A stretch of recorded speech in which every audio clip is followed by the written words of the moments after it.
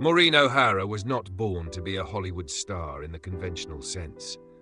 She was born in 1920 on the outskirts of Dublin, with the very Irish name Maureen Fitzsimons, and grew up in a family where discipline, self-respect, and national pride were placed above all else. Her father was a strict businessman, her mother an independent-minded artist, and both believed that talent only had value when accompanied by character. From a young age, Maureen was taught that no one had the right to command her self-respect, a lesson that would later cost her dearly in Hollywood. Unlike many American actresses of that era who entered the industry through beauty pageants or chance contracts, Maureen was formally trained as a true stage actress. She studied at the Abbey Theatre, a national cultural symbol of Ireland, where actors were trained like warriors. Voices had to be sharp, diction precise, emotions controlled down to every beat. There, Maureen learned to stand firmly on stage through inner strength rather than relying on appearance. This environment shaped a woman who was not accustomed to bowing her head, was unafraid of power, and utterly unwilling to be manipulated. When cinema entered the Technicolor era, Maureen O'Hara appeared as a visual shock.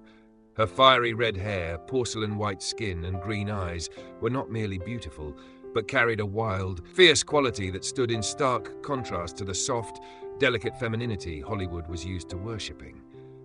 But what truly set her apart was not her appearance, but her presence. The direct gaze, the grounded stance, and the sense that this woman would never ask permission to be herself. From the beginning, Maureen did not view Hollywood as a dream to be conquered at any cost. To her, it was merely a larger, more dangerous stage, a place where, without inner strength, one would be crushed. And it was precisely within that glamorous yet ruthless world that Maureen O'Hara quickly realized talent could be celebrated, but integrity was often punished.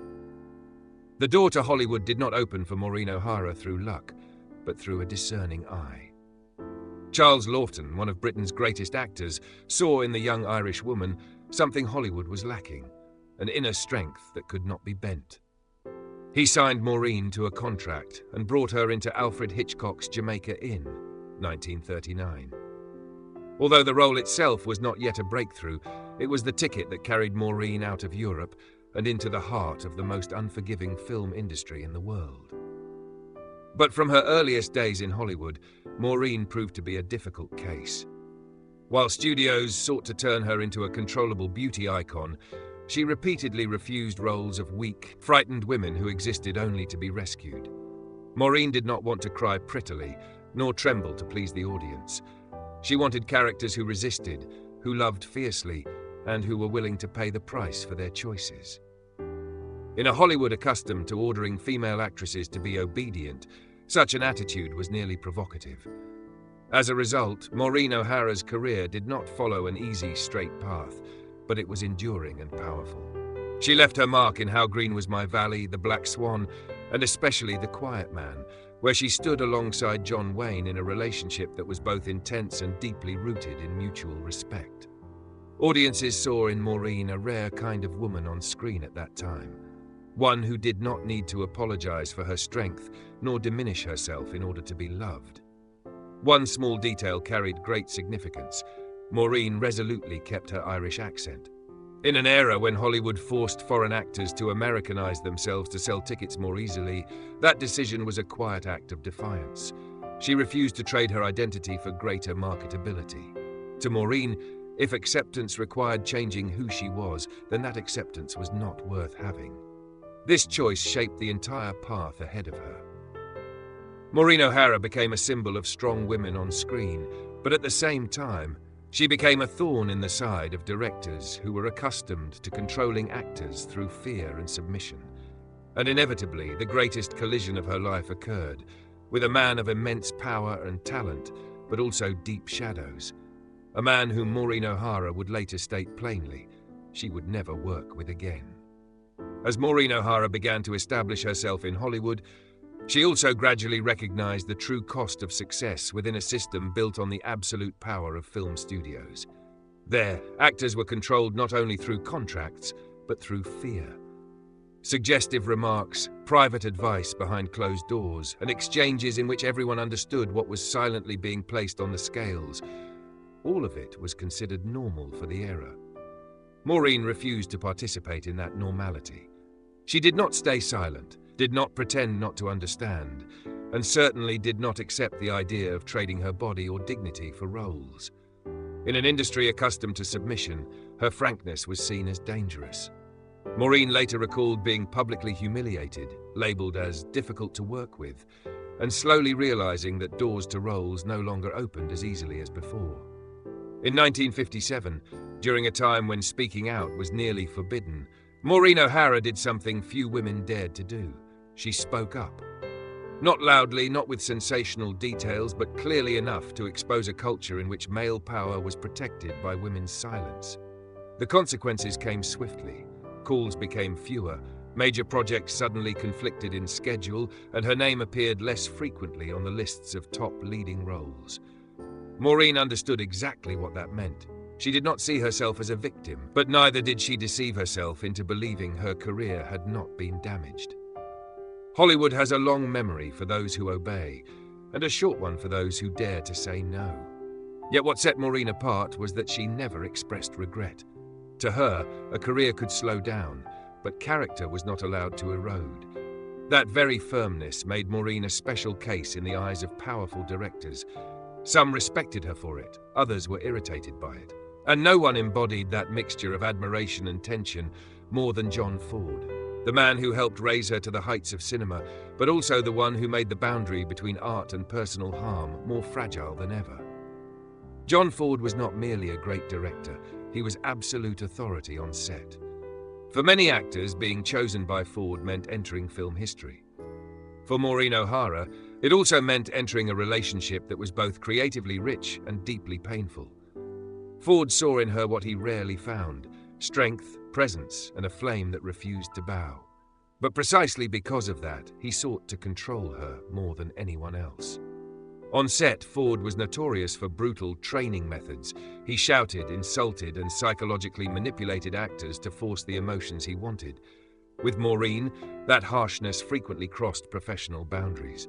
She was scolded in front of entire crews, demeaned, and placed into situations where the goal was no longer art, but to see whether she would submit. The breaking point came when Ford, during a tense scene, struck Maureen across the face in front of the camera.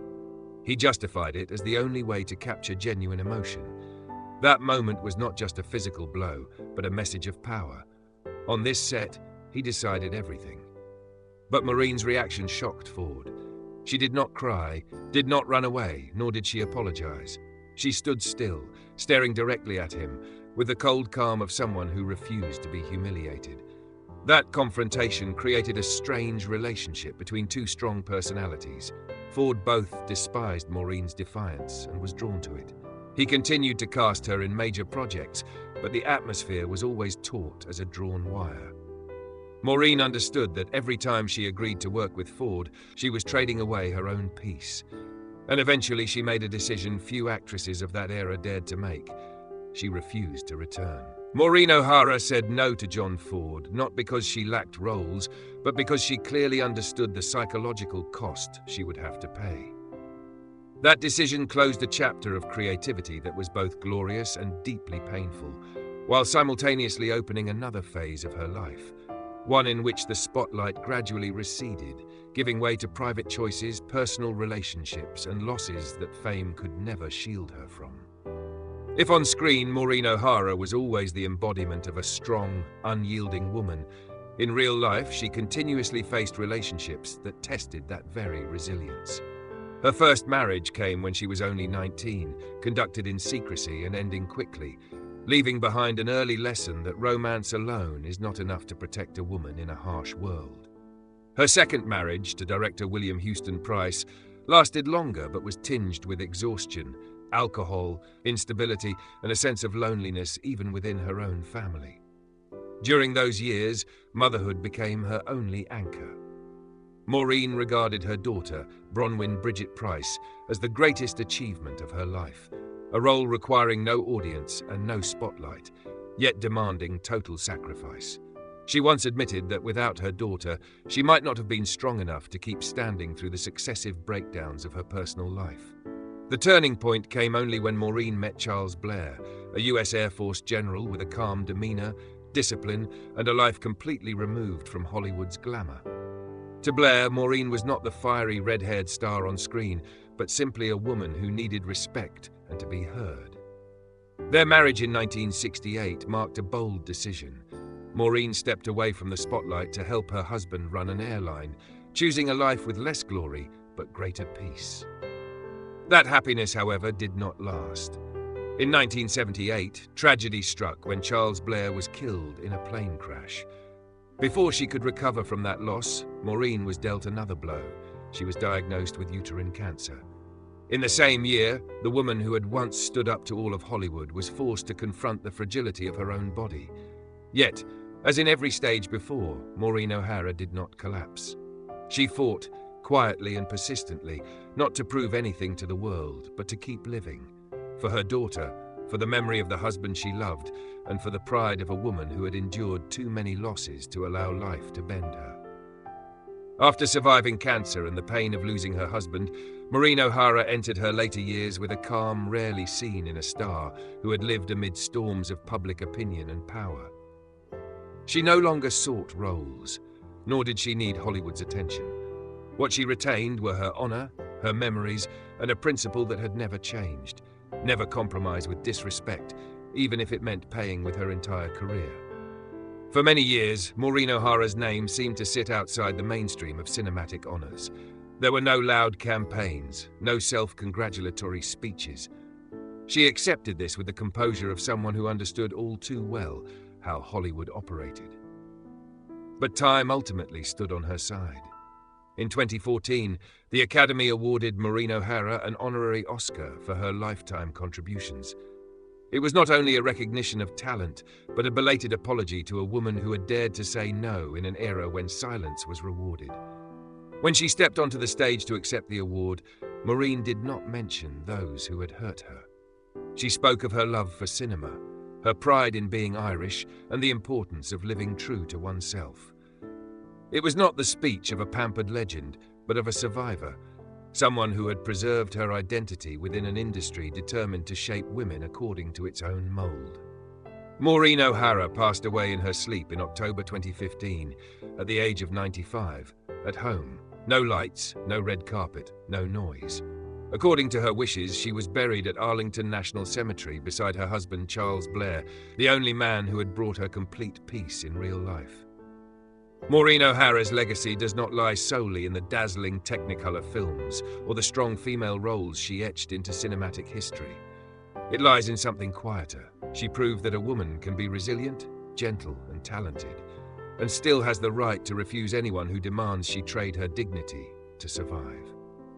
When asked why she flatly refused to work again with John Ford, the man who had helped create her most enduring films, Maureen O'Hara did not answer with bitterness or resentment. Her response was starkly simple: because no film is worth being humiliated. To O'Hara, talent gives no one the right to hurt others, and genius is not a free pass for cruelty. What makes that decision remarkable is not personal conflict, but historical context. At the time, very few actors, especially women, dared to turn their backs on a powerful director like John Ford. Refusal meant losing roles, losing opportunities, even being pushed out of Hollywood altogether. But Maureen O'Hara chose to step away before she was bent. She understood that continued silence would become complicity. Years later, when movements speaking out against abuse of power in the film industry began to be taken seriously, Maureen O'Hara's story resurfaced as an early warning that had been ignored. She did not need the title of pioneer. What she left behind was a standard. Respect is not something to beg for, it is something that must exist. And perhaps because of that, Maureen O'Hara is remembered not only as the most beautiful woman of the Technicolor era, or John Wayne's perfect co-star, but as one of the very few women of classic Hollywood who chose to walk away rather than stay and lose herself.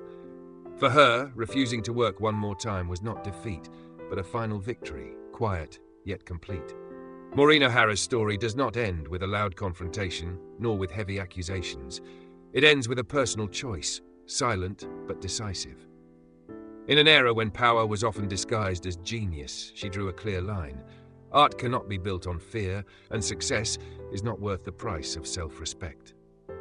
Maureen O'Hara did not deny John Ford's talent, nor did she erase the films they made together.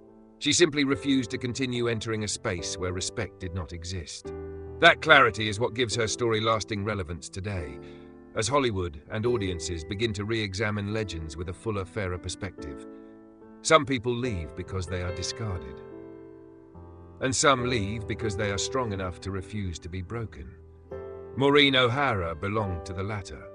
If you were Maureen O'Hara, would you choose to keep working to maintain the peak of your career, or walk away to preserve your dignity? Share your thoughts in the comments. And if you want to hear more behind-the-scenes Hollywood stories that the spotlight never tells, don't forget to like, subscribe, and turn on notifications for the channel.